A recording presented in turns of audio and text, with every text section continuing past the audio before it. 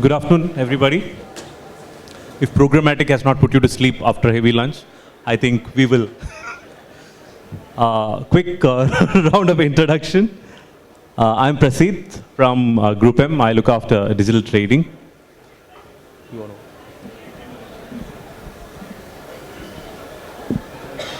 Hi, I'm Saurav Shah. I am from Aegon Religare. I look after the e-commerce channel. I'm Manisha. I take care of media and agency relationships for PepsiCo. I'm Prashant. I look after retail and media measurement at Nielsen. I'm LB Krishnan, look after the television audience measurement. Yeah, so we have a very well-balanced panel here. Two marketers from two very different categories. One, a totally consumer-centric, brand-centric category like PepsiCo, and the other one is a totally, result-oriented lead generation, totally focused on results, which is Aegon. And then we have two leading research personalities here, veterans.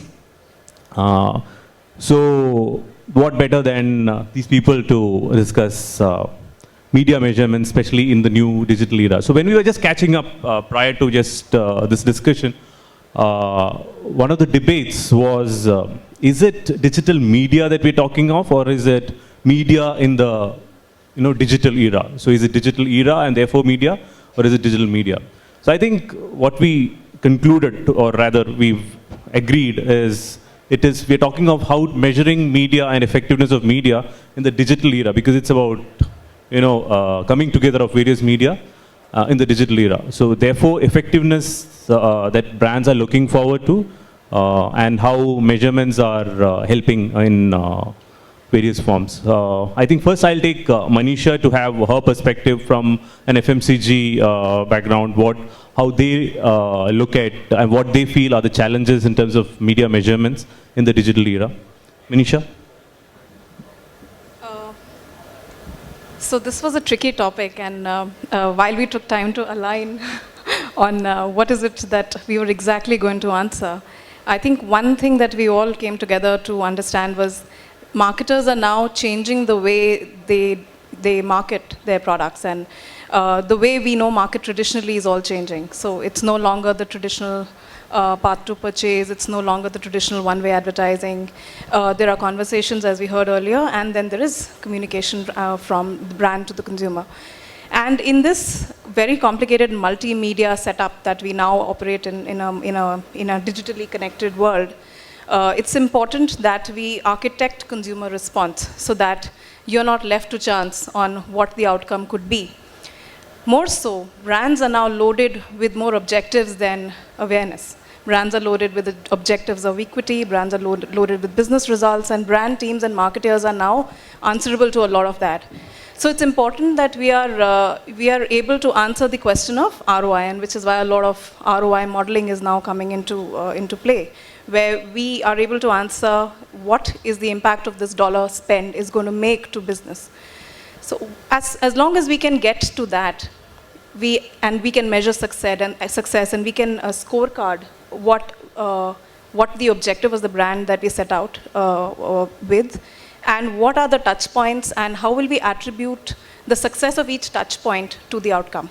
I think that's where we will find success, and that also is a challenge, because currently there is no measurement of no common platform or currency which helps you define, saying if I have these 5 things, or for example the traditional SOE SOM curve would help you identify a success at the end of the day.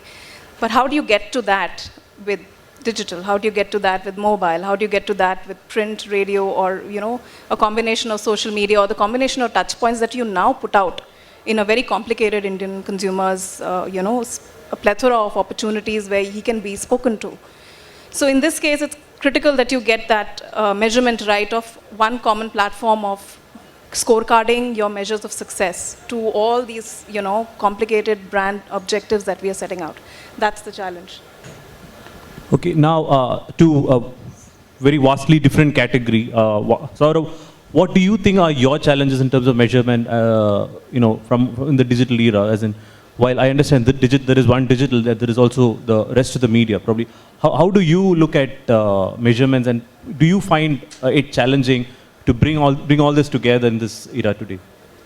So I understand what Manisha's challenge is when she mentions, because the product is not consumed online. So I understand when she says it's a challenge to measure the effectiveness of the digital campaigns, because no matter what you do in the digital space, people are not consuming Pepsi of YouTube or of the internet. So for us, it's a very different ballgame altogether, because my product is consumed online. It's an end-to-end online funnel. So even if I do a offline campaign, whether it's print, whether it's outdoors or TV, there's a definite measurable index to every campaign that we run. Before we go out and spend a single penny, there is an ROI sheet that we need to prepare. So we have to define what are we spending and what do we stand to gain out of it. It's not only true for us as a life insurance company that sells life insurance online, or it's true for all e-commerce players today. Anybody who's spending money online, whether it's Flipkart, whether it's Bank Bazaar, whether it's Policy Bazaar, they all have a definite ROI. I have to increase my traffic, which has to result in increase in leads, which has to, at the end of the day, result in increase in sales. So when we, for instance, we are doing a print campaign, we are doing an aggressive print campaign across times in different circulations. So every single campaign that we roll out has a different call to action, a different virtual number attributed to each campaign. What we do at the back end is we understand and measure the number of leads that come from every single campaign. So we don't blindly run a brand campaign. So we are not allowed the liberty to run a brand campaign, because there are very strict ROIs defined. So every campaign that we are running in print today, I immediately know the next day how many calls came from a particular campaign. So I know exactly what to switch on, what to switch off the next day, and how to improve my ROI from campaigns that we are running. And it's true for everything that we do also in the television space. So if I have a TV campaign running, that's tied up to my analytics, real-time analytics database, and that it tells me immediately if there is a lift in traffic because of my TV campaigns, and what has that resulted in terms of ROI when I look at conversions. Okay, let me hear the perspective from the two geeks. LV, where do you think research is today in terms of how you measure media in this digital era? Where do you think we stand right now? I think from what I hear from Manisha and Saurav, is something that is similar to what we have always wanted in the analog era too, which is the holy grail. One measurement that covers exposure, engagement, and consumption. So if something can provide that, then I think we have traversed that holy grail to attain nirvana probably. The fact is that even the analog side, it's difficult. Digital side looks even more difficult in nature. Okay. Why am I saying that? In the analog side, there have been clients who have been wanting to know that besides the reach and frequency that we get on the television side of the business, okay, can I also get to know what is the leads looking like? How many people from the leads got converted to customer? And how many of the customer became loyal customers later on actually? So a client like ICICI Bank, when Ronita, who was in the earlier panel, she was in ICICI, she ran a beautiful campaign which had that big telephone number being printed on the television screen itself. So she could measure when the exposure happened of a spot, how many people actually got into calling the call center number, and later on trying to monitor how many of the people who called the call center number converted into actually the leads and therefore customers in nature. Asian Paints does the same thing in the analog world. Okay? Most of the financial bank institutions does the same thing. Okay? Or the automobile manufacturers does the same thing. In the digital world, now there are two parts to it. One part is that I can make that measurement actually happen, okay, in a better way than what it was in the analog world. Because in the analog world, I could look at it and say, hey, so many people had watched the television commercial, but as a separate database, I could actually look at how many people called in or not. But in the digital space, a person like, say, Saurav can actually monitor how many people got exposed to the commercial and clicked on it to see the conversion rate and therefore even led to the transaction. So at one single go, a much more easier exercise. Okay. But for brands which are not on the analog space giving you transaction exercises, okay, it becomes that much more difficult to look at those trials and conversions to actually happen. Which is where this new era of what Prashant will talk to you about more in details with Nielsen and Kantar are trying to do is actually in the big data space actually. So they take the data from different databases, okay, and converge that and try to see what kind of uplift that you can get. So one way to look at that is through a single source data, okay, which is what we are also trying to attempt in the marketplace, where I look at same panel of respondents and measuring him for television viewing behavior as well as online viewing behavior. Okay. The other way to look at it is the fact that use the panel data but project it to a much more larger universe data, which is real-time consumption data, and therefore you're bucketing information of exposure, bucketing information of engagement, and bucketing information of the consumption, and drawing data from the panel and the universe. You're putting a big data analysis to look at conversion from exposure to consumption sequentially in nature. So on a researcher's side, if I have to do a single source exercise, it becomes that much more difficult because I'm pushing the respondent to give me measurement on all three elements, all the three buckets actually. One single respondent to give me information on all the three ones. Compliance and regularity of the information flowing in is something that we need to test and see how much reliable it is actually. But on the other hand, if I'm looking at three different databases with three different sources and then combining together through big data analysis, etc., then I'm looking at a fusion exercise, okay, to draw out conclusions, which to a certain extent may be appropriate, may not be appropriate. So only through time or a series of levels of analysis over a period of time can we really conclude the fact that there can be clear-cut inferences drawn from it for actionable exercises. Okay, thanks, LV. Prashant, from whatever LV said, I think, is there anything that you guys are doing in the area of connecting this exposure to engagement to that consumption pattern? Is there something that Nielsen is working on? Yeah, so, at Nielsen we think of marketing effectiveness or overall measured marketing in a fairly simple manner. It's a concept of 3 R's. The first R is reach. You have to make sure that we are reaching the right consumer, so that from a target group perspective. The second R is resonance, which means that my ad, the content that I'm putting out is working well, as well as the context in which I'm putting that ad is also working well. So the content and context of the ad. And then obviously third is reaction, which is where the consumer actually reaches out in her pocket and spends the money on my brand. On traditional side, it's been measured in various ways. When we move to digital world, there actually are 2 separate, so to say, businesses, 2 separate types of businesses that emerge. One is Saurav's world, where it is direct response, you're looking at outcomes, and therefore going through reach to resonance to reaction is not even required because you can straight away measure outcomes, and your entire media measurement, currency, everything is based on outcomes. Second is Manisha's world, where she's promoting a brand. And therefore, when she promotes the brand Pepsi, she cannot see from that website how many people actually reached into the website and bought that bottle of Pepsi. So she needs to go through the reach, resonance, and reaction. But because we are talking digital, 2 things become important. How do you provide that information real time so that you don't have to wait for a month to figure out that the 15 million impressions that we got on Monday, did they reach the right target audience or not? Yeah. So you got to have it real time so that on Tuesday you can say, hey, I don't want to go to that publisher, I want to switch that off and I want to move to something else. Second is that it has to be far more robust than it is in traditional world. So how many TV channels are there in the country today? I know media is fragmented, but anybody can, you guys probably already know the answer, yeah? 600 plus, okay?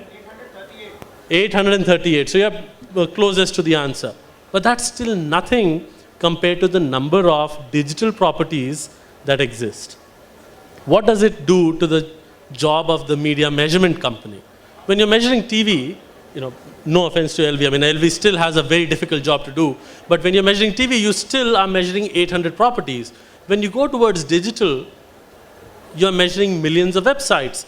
And the audience is not concentrated on 2 or 3 or 5 or 20 channels. And therefore, what sample size is good enough? And therefore, to make the measurement robust, you got to move away from just panel-based approach to panel plus universe-based. So if you can measure the universe of all impressions and then take some big data approach of measurement, for example, at Nielsen, we've allied with Facebook, which is the largest and most authentic demographic database. Now, if you measure every impression and you were to build the Facebook population as your panel and then figure out how many 18 to 35-year-old men and women watched the ad of Pepsi yesterday and across which properties, that's when you can make that measure robust, because then you're not relying on a 10,000, 15,000 panel or people under measurement, whatever that number is, but you're actually measuring the universe and you're looking at a panel of 110 million people in India. So I think those two things are going to be critical in digital measurement as we move forward. One is real time. Second is as robust as we can make it. Thanks, Prashant. Manisha, coming back to you, to taking forward from what Prashant said about trying to bring together various media. Is there something that Pepsi is doing in terms of measuring cross-media effectiveness, or how do you bring together media when you do multimedia activity? Because Pepsi is primarily a large TV advertiser. So how do you bring together digital when you advertise on a TV? So firstly, the communication strategy can never be one touch point anymore. Yeah. So when you're looking at developing a multi-touch point strategy, and every touch point or every medium has a role, one is scorecarding the role to say what is this going to do for me, and being able to finally find a way, whether through market mix modeling or through brand lift, through a bolt-on on your CTS, how will we measure that outcome is number one. Number two, we have to build believability and credibility in the mediums that we are spending on. Otherwise, what tends to happen very realistically is the first thing to go when there's a budget cut is the medium you don't have measurement in, or you don't have believability into outcome. So as long as there is a way to build that, you will be able to spend more and more on and be able to drive more effectiveness and more efficiency from new mediums. So for example, 2 years ago when we started out looking at our media mix again, we saw that for being a youth company, we were still very largely focusing on traditional advertising, specifically on television. To grow that pie, I had to build credibility in digital as well. To do that, what we did with our partners with Group M was built out a currency to say, listen, how do I now start to measure GRPs beyond TV? So if I want to, how do I get digital GRPs? How do I get GRPs from communication outside of my TVC, but if the TVC is being watched multi-screen, let me look at multi-screen GRPs. So we developed AV GRPs, which is anything that you see of my commercial but split across screens. Now, if I could measure that, and I developed it on a base of TAM Home so that it was apples to apples and I could add it up. Now, what that did was suddenly I was looking at SOV across screens. And what that did was it helped me make it a lot more efficient, the spending. And because brand teams could start looking at SOV-SOM relationships in a far larger way now, just not restricted to television, what it did was the space and scope for digital spending increased. So we've doubled it last year, we'll double it again. Now, that's how you grow the share of pie of a new medium, by building measurement and believability. So it's not just digital, it's everything. So when you're building out print or radio or television or social or mobile or display, how are we going to add it all and ring fence all of this to say, what is all of this going to do for me, for my brand goal? What is that war that I have to win? And if that goal is won, what are the various measures of success that will define it? And how will I measure it? And if that could be one currency, so if I could tomorrow get GRP for print and social and mobile, and finally everything is impressions, right? It's reach and it's unique reach and it's impressions. And I think it's not very difficult, but we just have to get down to creating that one currency. Maybe it's difficult because you don't have single source today, but the day you do, you will be able to get that, cross-fence all media, allocate and attribute effectiveness to each channel correctly for the lift in your brand KPIs and the lift in your business. And that, I think, is when we will win. And that's the future of measurement. I think over from Manisha's point about, making measurements and therefore growing the medium. I want to ask a question to LV. LV, you've been running TAM for some time, and you've seen TV advertising really explode in the country, which again resonates what Manisha says about measurement actually helping probably in some form. Any words of advice in terms of how the digital folks need to therefore do something in that area? I think what data does is the fact that it provokes a lot of new ideas actually. It happened on television when in the early 2000s, where purely data leading to ways in which advertising could move from print to TV. And today we are seeing slowly as data coming into the digital side, and you could see just like what Manisha said, cross-media comparisons of data leading to incremental spends on digital action. Okay. At the end of the day, the consumer is moving very, very fast actually into other spaces.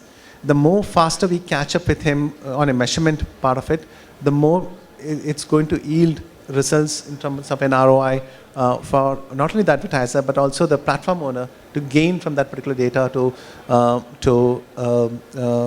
by measuring that. Yeah. So I think the biggest challenge will be is that how do I get the platform owners to utilize the data that helps them to gain the ROI in nature. The advertiser is jumping at it very, very fast in nature.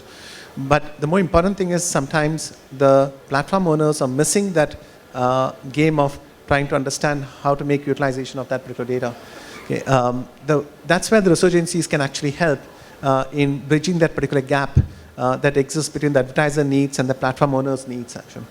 But I think the other element that's also happening as we go into the future is no longer data is becoming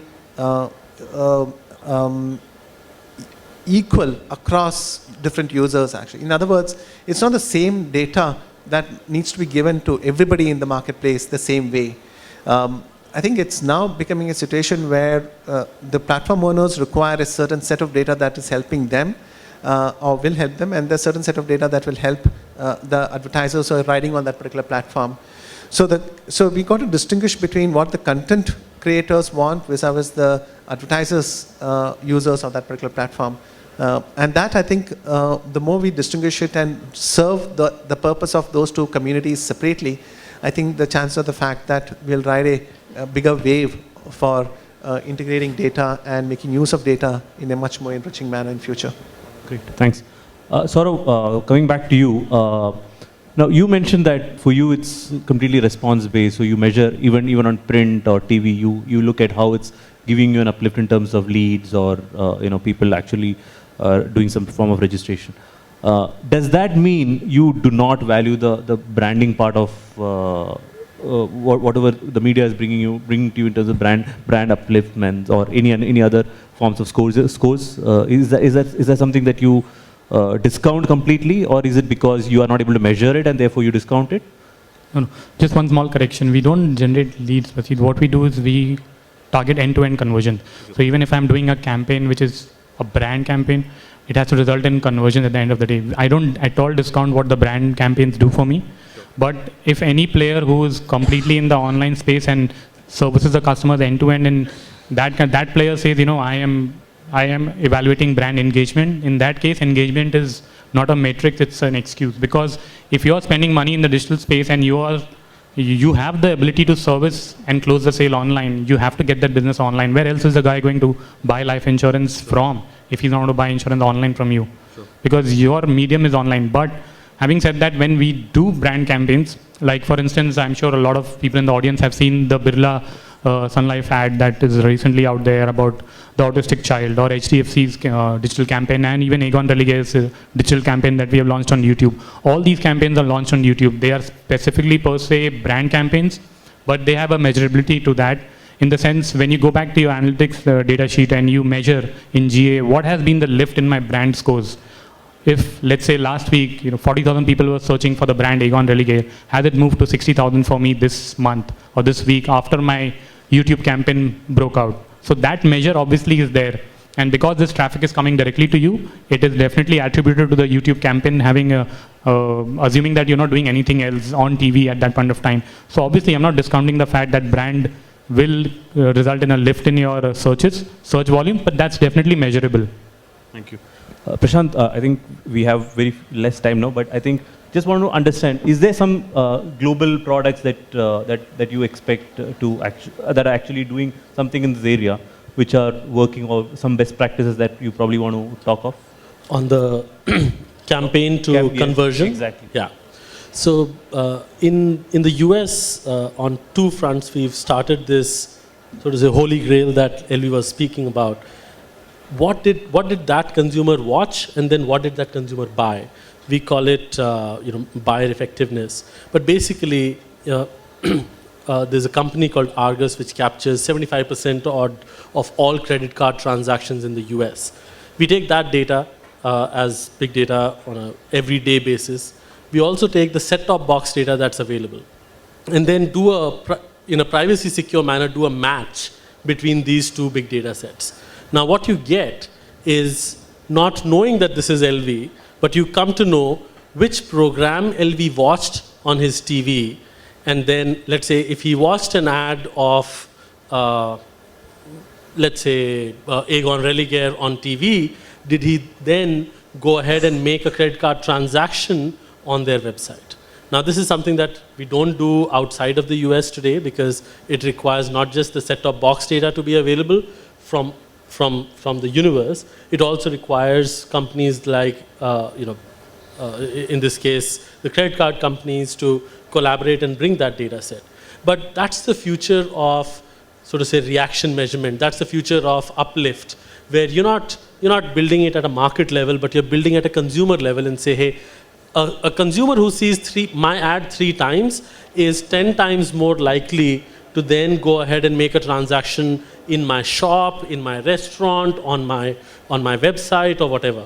And the same thing that we do in retail shopping as well, where we take loyalty data transactions. So imagine the same thing where you can also then attribute it to a bottle of Pepsi.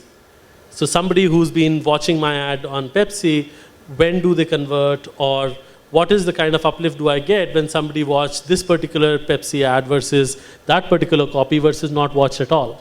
And what kind of an uplift do I get at a consumer level? Now this is a big, scary world of big data. And because you make one mistake on privacy and you can basically end your reputation. And therefore, as we move forward with this, we are extremely cautious. We are making sure that not only do we comply with US laws, but global laws on this.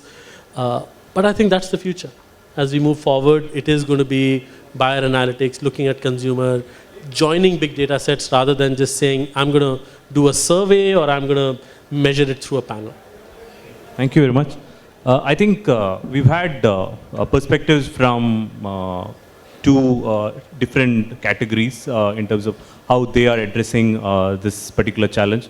While we've heard from the FMCG, which is probably one of the largest advertising categories in India today, a perspective in terms of how they try to combine various media and then measure effectiveness. We've heard from Saurav in terms of how they, in fact, even measure print and TV advertising from a ROI perspective and therefore how it's working. We heard from Prashant in terms of the panel-based measurement to a universe-based measurement. I think that's something that's brilliant, and especially when you can tap into a database that's as rich as what you have on Facebook. It's a brilliant way for marketers to actually reach consumers in a very, very focused manner. And as LV said, I don't think the challenge is to measure. Measurement is not the challenge. Maybe, there are probably challenges like single source versus multiple sources, but I don't think measurement is a challenge. It's about identifying what's required for the category, for the brand, and therefore trying to customize or tailor-make your measurement or your effectiveness tracking in a manner that addresses your challenges or your queries. Any question? I think we have about less than a minute, but yeah, any questions? Yep.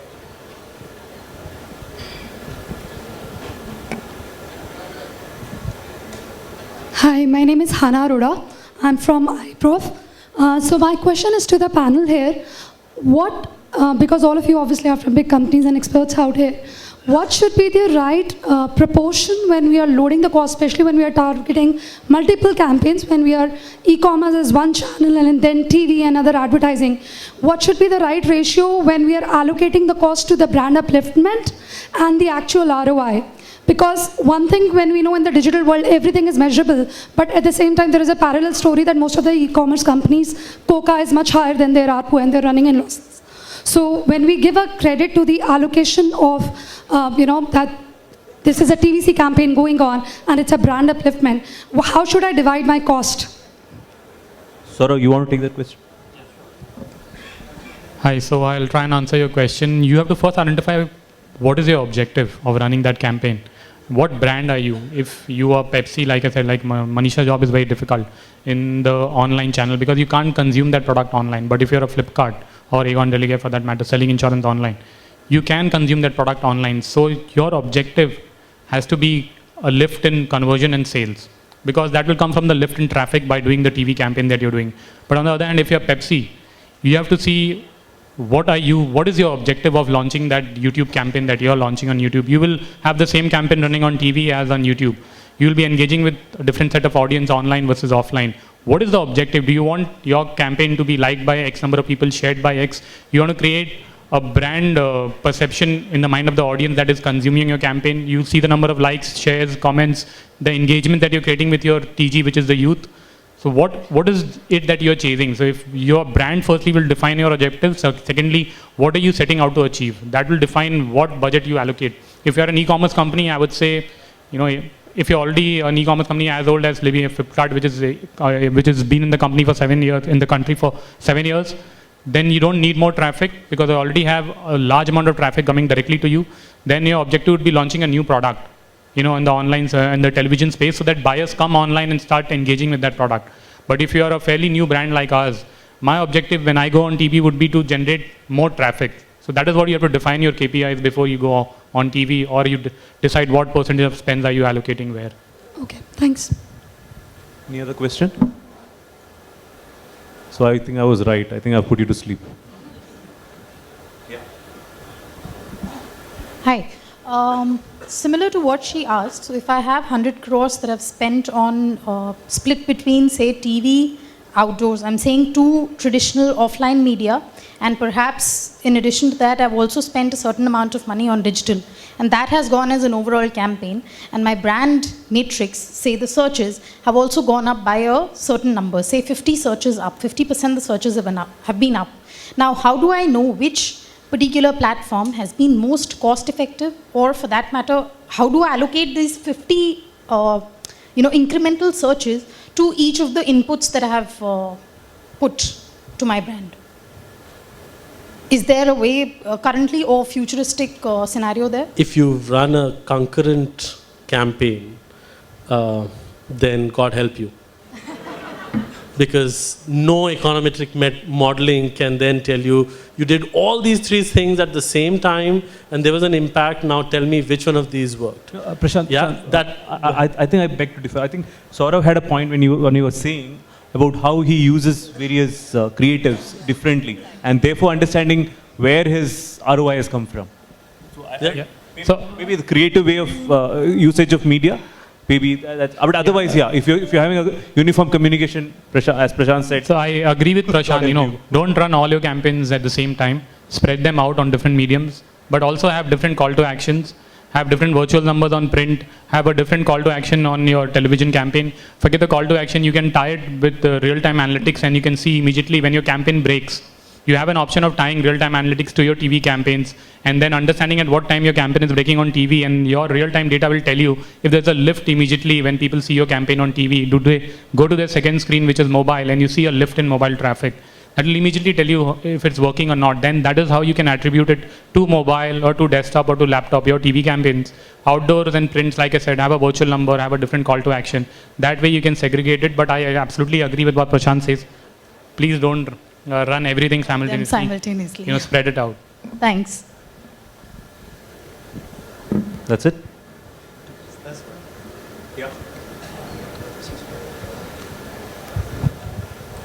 Hi, this is Rajiv from Accenture. So, my question is for Manisha. How do you map or chart the life cycle for a customer for a brand like you? Because it's pretty difficult. I may be a consumer or I may be switching. How do you measure, such interactions? Like if there's a switch, people have been drinking Coke, did they move to Pepsi? So how do you do that? No, so you can measure lapses and you can measure who are your loyalists. So through a couple of data sources, through IRS, through TGI, you can figure out who have been your co-consumers, who have been your lapsers, who have been your loyalists, who are entering into the category, who are the consumers, who are moving out of the category and have switched to other brands. So, and then you profile them and then you figure out what are the other strategies that you will deploy to get them back, and which is why you're always trying to win them back through, communication strategies designed for that, which is why it's not always, the end objective is not lead generation. The objective could also be to build brand love or to build credentials on the product, which is, say, great taste or refreshment. And how do all of that build back, to the brand equity KPIs that you have set for the brand for the year. So there is a way to find out how will you, which are these, and then there are these lapse studies that we do regularly to find out why are these lapses happening, and then you find out solutions to say, then there will be marketing solutions and campaign solutions, there may be promo solutions to find out a way to get them back, and then you hope to God that they come back. So. Thank you. I think we're done. We're already overshot our time. Thank you very much. Thanks to the panel.